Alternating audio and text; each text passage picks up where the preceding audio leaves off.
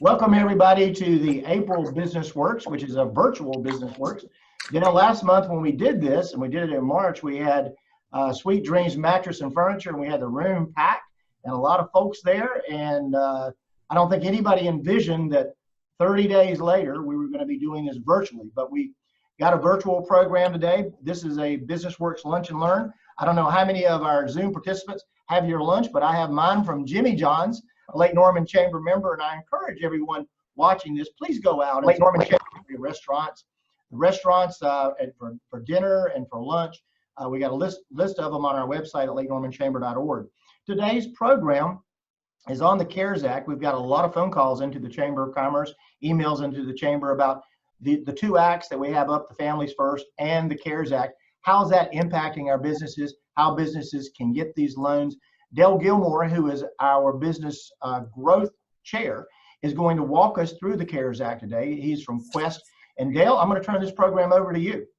Okay, guys. I'm going to share my screen so you can see our PowerPoint, but I'm not going to flip it like a normal PowerPoint just because I think I won't see your pretty faces if I do that. So I've done that differently before. So let me start by finding my PowerPoint here. Sorry about all the windows that are open. Actually, let me get out of here for a second.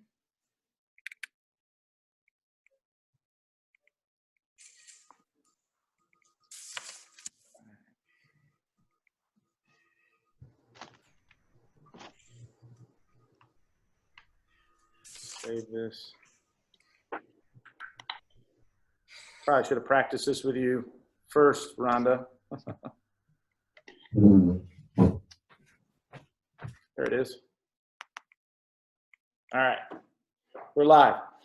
So obviously, you guys have heard a lot about this. Last Friday, Bill had Jay Lessman presented on a similar topic. Things are always evolving from day to day with regard to this act and this loan process. Before we jump in, I just want to clarify that there's a lot of confusion between two different types of loans.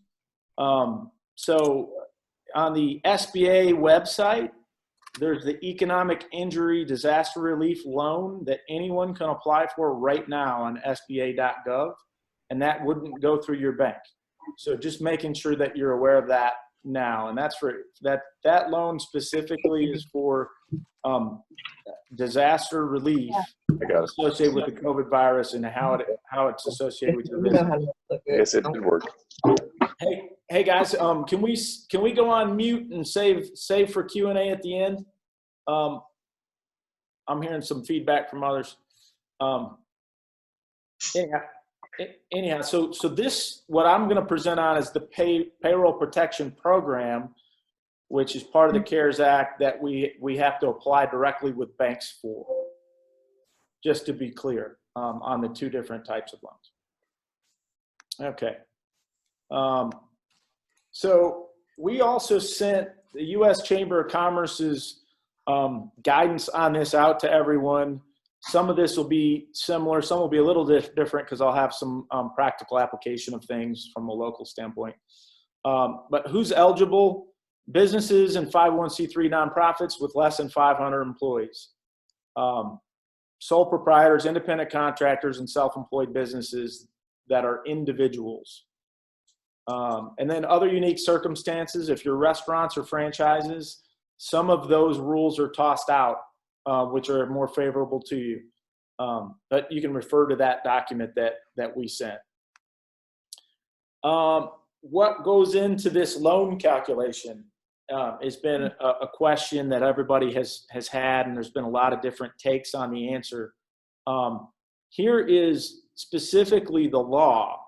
The term payroll costs means the sum of payments of any compensation with respect to employees, that is a salary, wage, commission, or similar compensation, payment of cash tip or equivalent, payment for vacation, parental, family, medical, or sick leave, and allowance for dismissal or separation.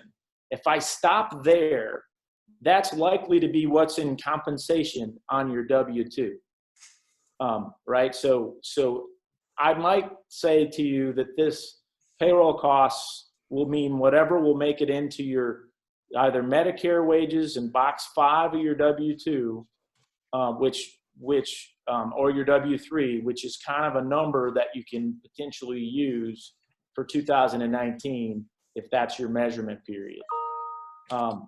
If I then go to the next one, payment required for provisions of group healthcare benefits, including insurance premiums. Lots of people have asked, dental, vision, any corporate paid for, company paid for group plan around healthcare and group benefits will count. Payment of any retirement benefit. Again, this would be a corporate retirement plan, a 401k, an IRA, simple IRA, a SEP plan, 403b, cash balance plan, whatever plan you have that's a retirement plan that the company has, those payments would also qualify. Payment of state or local tax assessed on the compensation of employees. That, for us, that would likely be, unless people have other people out of state, that would likely be our North Carolina unemployment tax that we're paying on our employees. For other people out of state, they might be the other state's unemployment tax. The other part that it includes is, this is specific for the self-employed individuals, as there's been guidance that has said that we're not allowed to use 1099 contractors in our calculation if we're companies. But for self-employed individuals, the sum of payments of any compensation or income that is a wage, commission, income, net earnings from self-employment or similar compensation, that is an amount that's not greater than $100,000 in 1 year as prorated for the covered period. I would just say that what that really means to me is the most you're going to be able to include in your number as a self-employed individual would be $100,000 in your calculation. So we'll keep going. The max loan calculation is 2.5 times the average last 12 months payroll costs. The banks, and we've been processing these and helping people apply for these, the banks are accepting December 31, 2019 as a full 12-month period. And they're accepting the last reasonable amount of 12 months that you have gathered. So we've been also submitting April 1st of 2019 through March 31st of 2020 for those calculations. And then obviously special rules for seasonal businesses and businesses that have not been in business for that long, which would just change your average monthly payroll costs calculation. For example, I had talked to someone today that just started their business effective January 1st. And for those groups, they're going to use January and February as their average.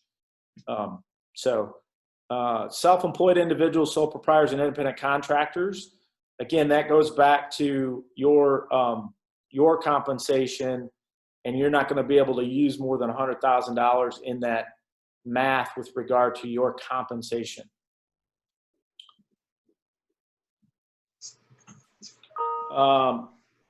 So this probably goes without saying, but if you are a corporation, you can already apply. So hurry up and apply.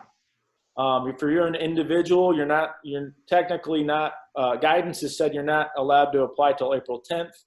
I don't know what banks are doing because we haven't processed an individual. So I don't have good practical feedback for an individual sole proprietor or independent contractor yet on that. If you are a corporation, all the banks are accepting them. The live practical experience tells me use your existing bank. All banks are focused on their customers primarily right now.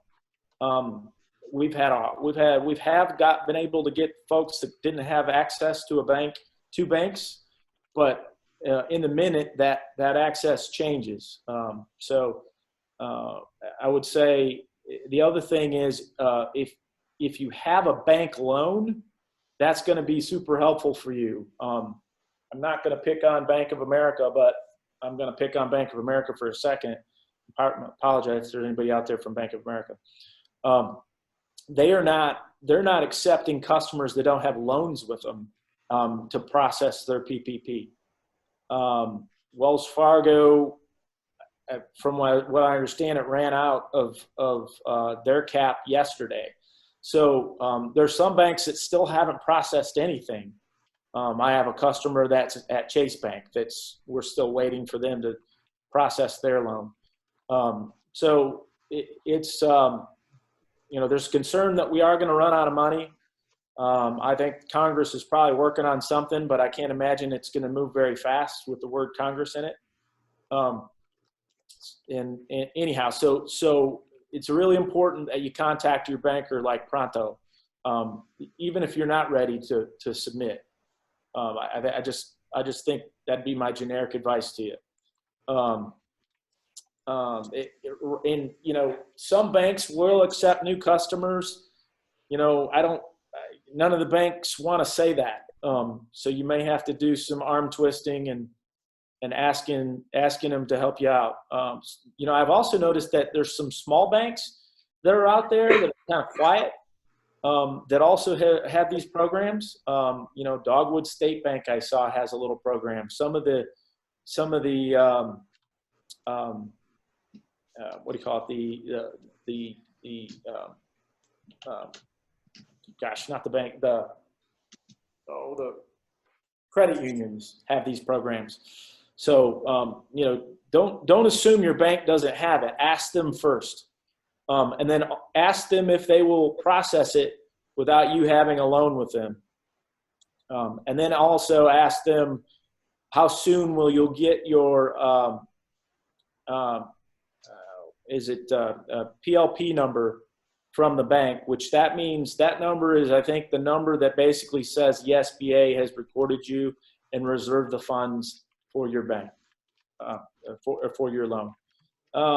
It's important to have these many details: driver's license info, tax ID number, likely the original filing of that tax ID number. Some people can't find that, and that's been an issue for us.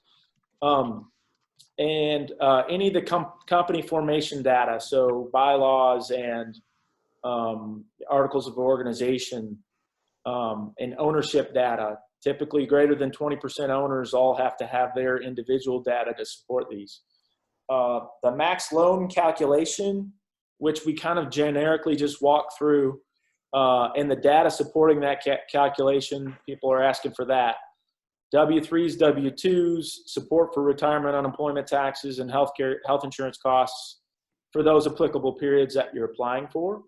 And then proof of payroll as of February 15th, 2020, which is a requirement that you actually had payroll during that period of time to apply for these loans for corporations. Eligible use of proceeds. So there's a box on the application. It's 4 boxes basically that are you going to use it for payroll, rents, mortgages, and utilities. We've been checking all 4 boxes and maybe even a 5th box to say other allowable uses for the other box. But the eligible use of proceeds, the SBA has released guidance. They want 75% of that to go towards payroll. And for rents and mortgages, those need to have been in place as of February 15th in 2020. So if you have a lease agreement, go grab it because it'll be important that you have it. The banks aren't requesting that right now. Some of them are saying hang on to it for later. Some of them are asking for it now. So it's been different from bank to bank on that. The SBA is not requiring any of this stuff right now. These are things that they'll want to know that you're basically attesting to when you make the application that you're going to use the proceeds for these things. So the loan forgiveness calculation. So it's important to know that, if you're getting an average payroll cost calculation of 2.5 months, which is, call it 10.5 weeks or 11 weeks, that you're already working backwards on your forgiveness number. So if payroll were the same and all you had was payroll, you got a loan for 10.5 to 11 weeks, and you only had 8 weeks of payroll to pay, you're probably going to have a net loan in the end with the bank, potentially.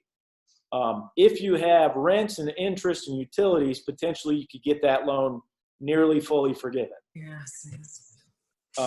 So that's just a general thing to say. But that loan forgiveness calculation is going to be over the 8 weeks, and there's a couple things to point out. The forgiveness period starts when you receive the cash. That was a clarification we just received like 2 days ago, because it used to be the origination date, but then they started realizing that they were going to be able to originate the loans, but the cash might not come as fast. So now you have 8 weeks from the time you receive the cash.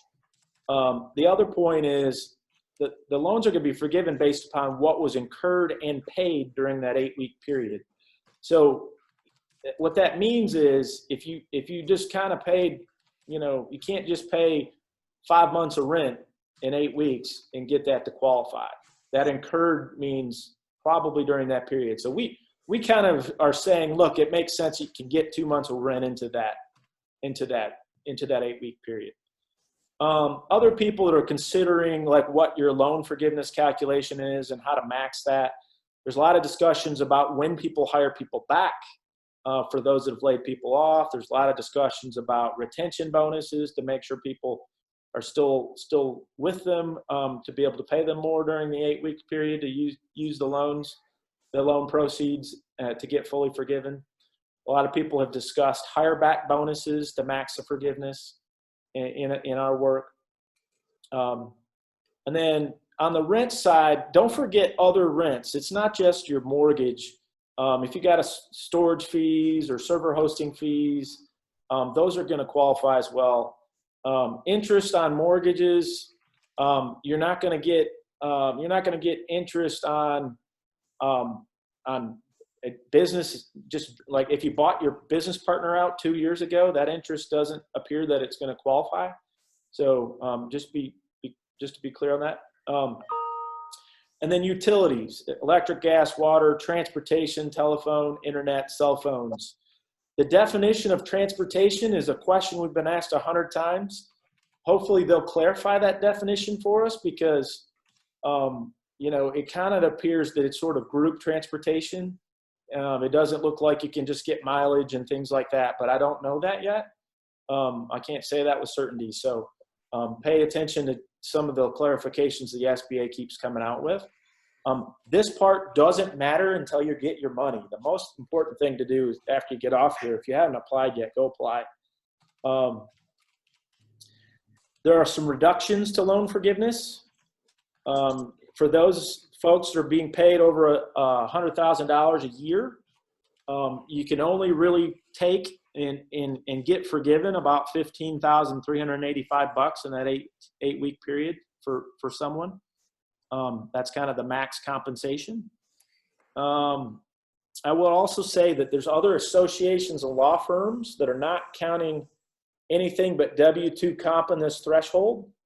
There are others that are counting retirement benefits and health insurance to get to the $100,000, therefore excluding a fair amount of health insurance and retirement benefits. That's going to be, potentially a bank by bank and advisor by advisor discussion. Our firm, and this is not, I'm not speaking on behalf of the Lake Norman Chamber because I just want to be clear, I don't want to get Bill in trouble. Our firm is looking at this at more of the keep it simple. It's $100,000 of W-2 comp, and then anything else above that, that's unemployment tax or health insurance or retirement. We are counting that in our max loan calculations, and we're anticipating counting that in our loan forgiveness until somebody tells us we can't. And I haven't really seen that yet. And there's a lot of folks that are interpreting rules differently. So I'll just say that.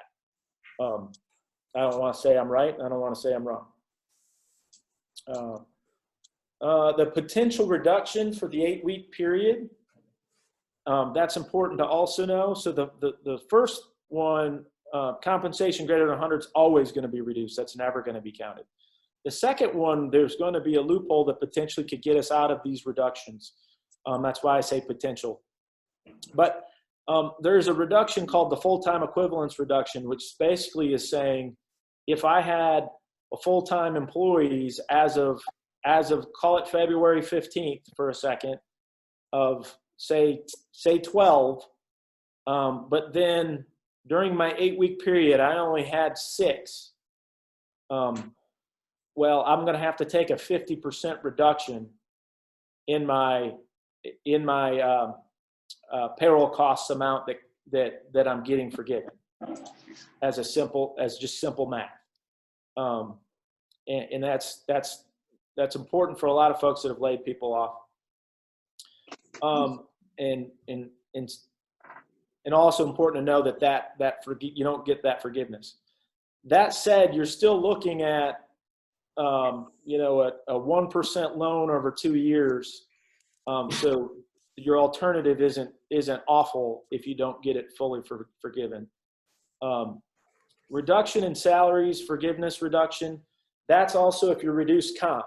So your total comp, if it's greater than 25% on average by employee, there'll be a dollar for dollar adjustment. A dollar for dollar over 25% adjustment in reduction there. So that rule exists.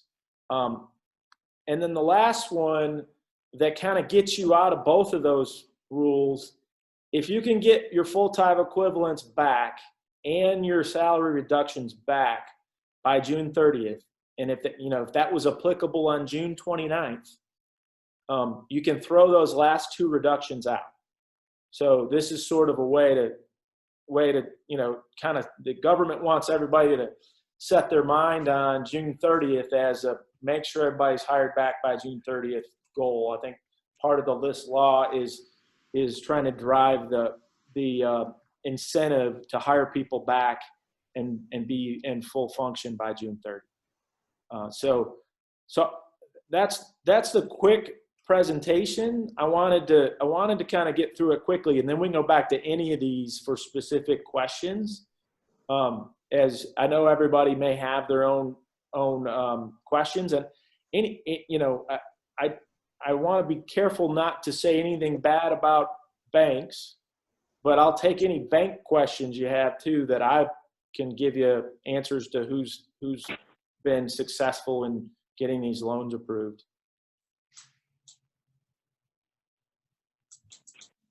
Does anybody have any questions out there?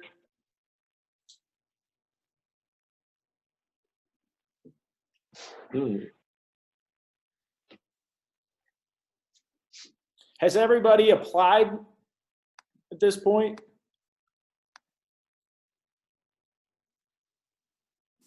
Hold on, I got one. There's a message from Vince Weingartner. Do you see that? How do you see the loan forgiveness related to full time?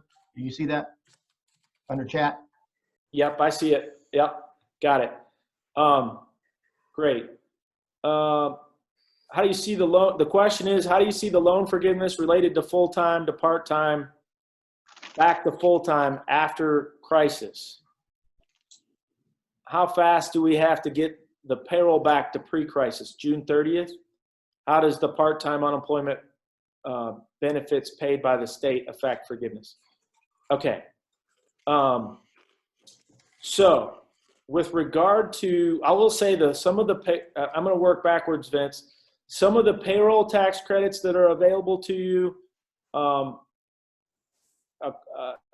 of those payroll tax credits aren't going to count as credits if you have access to this loan forgiveness. So I can send that. I'll send that to you, Bill, and you can maybe post that for everyone later. How do you see loan forgiveness related to full-time to part-time, back to full-time? So I'm going to try to answer that.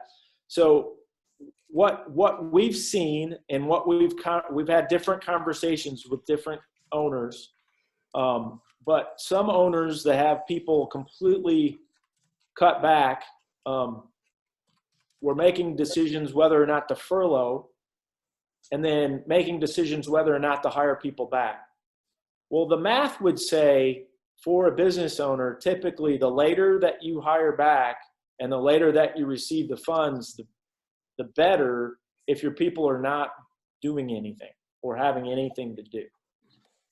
So that said, in a perfect world, if you got the funds, say June 1st, and then your 8-week period started and you got back to full-time by June 30th, a lot of people can get the max forgiveness if they could just wave the magic wand and time their money.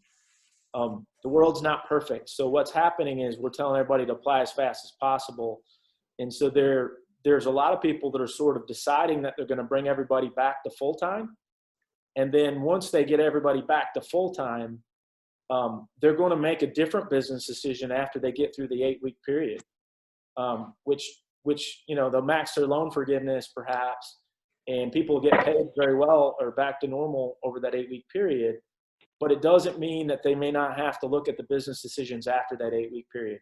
There's some that are sort of saying that, look, if I just hold off on bringing everybody back, as long as I'm going to stay at my payroll plan, which may be, maybe it's 65% of total pay, and then I'm planning to bring everybody back 100% by June 29th, and I will just deal with some of the loan forgiveness being lost, but then I won't lose everyone, because I'll have hired everybody back by June 30. So, but by nature, if you're paying people at 65% over 8 weeks, that's going to be lower than the loan that's been provided to you. That's about a 10.5 to 11 week loan. So it'll just be a little bit less forgiveness. So folks are looking at it that way.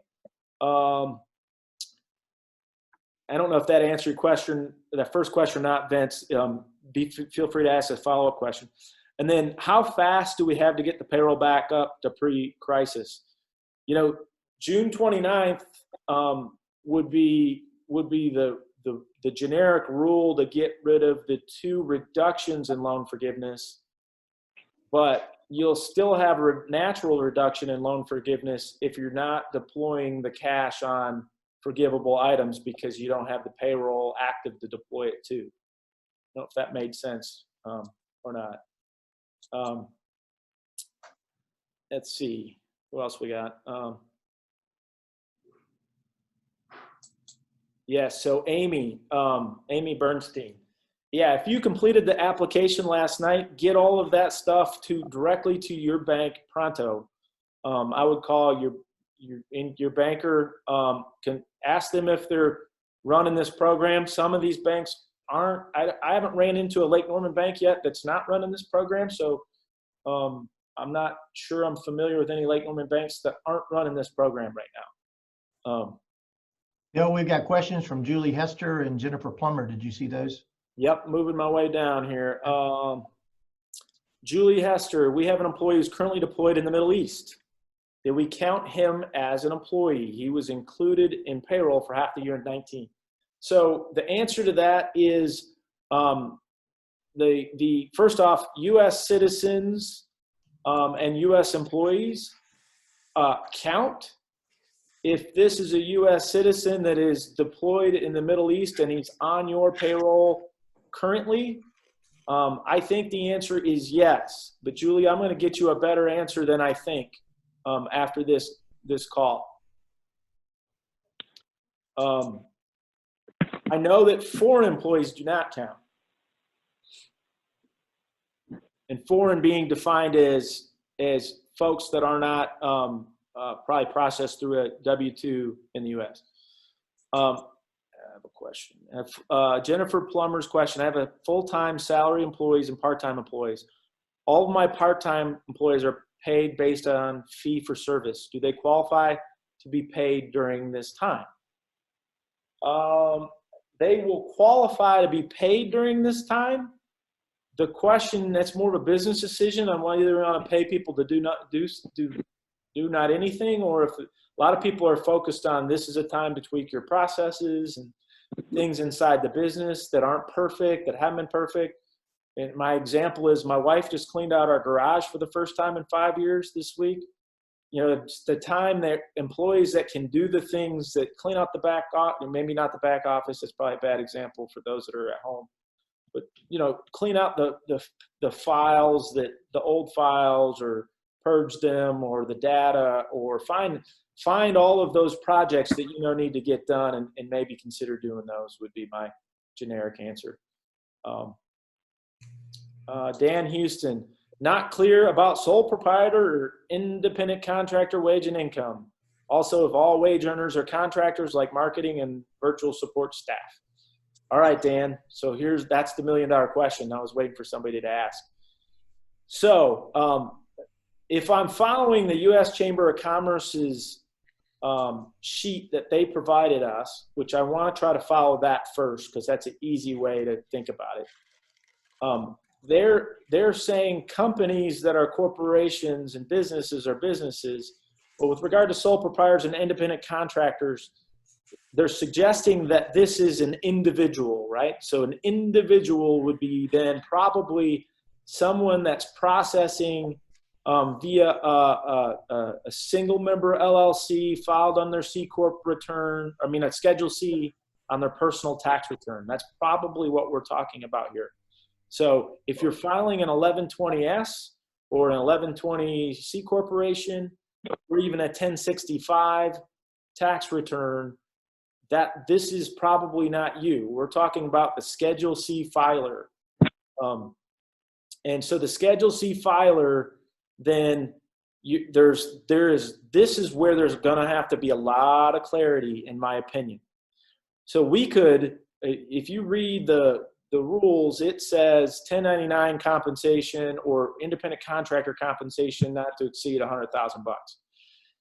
If you look at what that file is that I think we sent out to everyone from the U.S. Chamber of Commerce, it suggests self-employment, net self-employment income, which might suggest that you're going to have to reduce that by expenses before you arrive at your income number that you might use to apply for the loan. I don't know what banks are doing right now in the minute about this. I do feel like, for me, my opinion is that you should just grab your 1099s and use those and get to $100,000 and just go request that from your bank. That's the easiest thing to do. It'll be the quickest answer. And if the SBA wants to come back and double check all the expenses you had and apply it against that, then I don't know. That might be a Quest answer, not a Lake Norman Chamber of Commerce answer. But my suggestion is the banks are going to police that, and they probably don't have the answer to this question yet either, because we're still answering questions that we're figuring out this week. I don't know if anybody. So this has happened this week to us. We've got someone that has an S Corp tax return who wasn't paying himself a wage, and had 1099 compensation because they had contracts. All of those folks with the 1099s have to go apply for themselves, and that S Corp person wasn't allowed to use those payments as payroll, and they didn't pay themselves.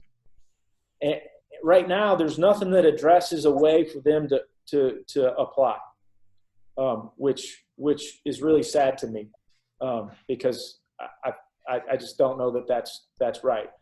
Those that want to try to use 1099s and apply, again, don't be afraid to try, but the banks will probably not let it go. And the SBA may not let it go. So a question here, can you discuss the economic injury disaster loan? What does it take to apply, and what are the terms? Do you know anyone that is actively engaged with the SBA beyond completion of the website application? So I'll talk about the answer. The first one, I got that answer. The second one is probably going to be, I don't know of anyone that has gotten even the advance on it, which is the $10,000. So the economic injury disaster loan is in fact a loan. It's not forgivable. It's on the SBA website. It's not going through the banks. Go to sba.gov to apply. It is actually a pretty simple application. It basically requires revenue, cost of goods sold, and operating expenses from your company, and some other pertinent details to your business. The funds are for disaster. The way I've understood it to be is that the SBA is going to interview you at some point to understand what your harm has been from the coronavirus, and they'll make a decision on how much loan to offer you. That loan is going to be no more than, I think, 4%, maybe 4.25% or 3.75. I can't remember exactly. I don't have it in front of me. Something like that, and potentially up to a 30-year loan period. So again, another not bad answer. If folks need capital, I would suggest they go apply. However, the second question, do you know anyone that is actively engaged with the SBA beyond the completion of the website application? I know several people that have applied for this, and I don't know anyone that got anything yet. So, in fact, I know people that have gotten money for their PPP already. Believe it or not very many. And I was surprised that happened before these advances, because the reason why they did these advances was they were going to try to get $10,000 in everybody's hand, and that's just not happened.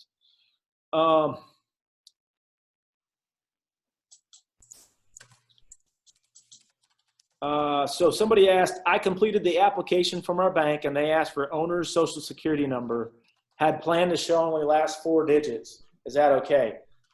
I don't think so. I think you're going to have to give them a file that supports where the social security number came from. So I've used tax documents. I've used, K-1s. I've used W-2s. I think the answer is you got to go find something with your social security number on it that supports your social security number. I like this group chat question thing. This is good. But we're running out. You guys have any more for me? Welcome to the new technology.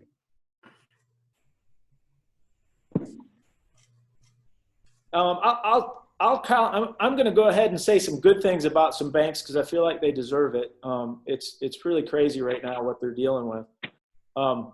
Aquesta Bank is working their butts off, and they're probably not taking applications from folks that aren't customers anymore. But man, they're kind of one of the few champions. They actually had loans processed Friday before a lot of the big banks, and anyway, I think we should celebrate them. FNB and Richard Pappas is our chair, and they're working their butts off for customers, and we're working with them. And I'm sure I'm going to be missing some banks. I think all the bankers deserve, some appreciation. I'm a CPA by background, and I like to let them know that now they're learning about what tax season's really like for the CPAs, because they're basically becoming CPAs in this. And in fact, if you really think about it, a lot of this is tax specific and really tax driven. And while your CPAs are buried with extensions and tax returns, appreciate them more too, because they're buried, especially if you're asking them questions about this, it's like their second tax season on top of their first tax season. Fortunately, our firm is only focused on this, and I'm not dealing with anybody's tax season. But all of these people are really flooded. I will say that banks are getting multiple applications from people. So if you get accepted at one of your banks, but applied at multiple banks, do the right thing and reach out to those other banks pronto and let them know you're accepted somewhere else so they can drop your file, pick up somebody else's. Anyway, some of that is Dale specific, not Lake Norman Chamber specific. So sorry, Bill. Dale, before you wrap up, you've got a Make an Impact Foundation. Do you want to share anything about what your foundation is doing? Yeah, so Deborah and Tina, who work for us at the foundation, are partnering with a ton of groups including Bright Blessings and Ada Jenkins and a ton of groups just cracking down access to food. We have a little Amazon account that's out there that you can go on the Amazon wish list for us. And basically that's just food that's going to, you can do that with Ada Jenkins and all these other groups. That's just food that's getting to the food banks for kids. You know, we've got some projects we're working on. Unfortunately, you know, one of them is actually active and going to get done, but it's not, we're going to do a community celebration on it quite later. We're building a playground at the Huntington Green neighborhood in Huntersville in partnership with Huntersville, Clean Juice, the Joey Logano Foundation, the police department, and Caterpillar Ministries there. I'm probably forgetting somebody, Artisan Signs and Graphics. I'm certain I'm forgetting other people that are involved with that project. The playground is actually under construction now, and it may be even built. But we don't, the grand opening, we'll have a date for that sort of after the fact once we get through all of this. And, you know, other things that we're focused on really, I would say just stay focused on getting electronics and Wi-Fi and the access of kids and families and getting food out to those kids would be maybe my biggest concern right now in the minute. Dale, we want to thank you for the time you put in today's program. Remind everybody that this has been recorded and we're going to place this onto our website and send out to our social media later on today.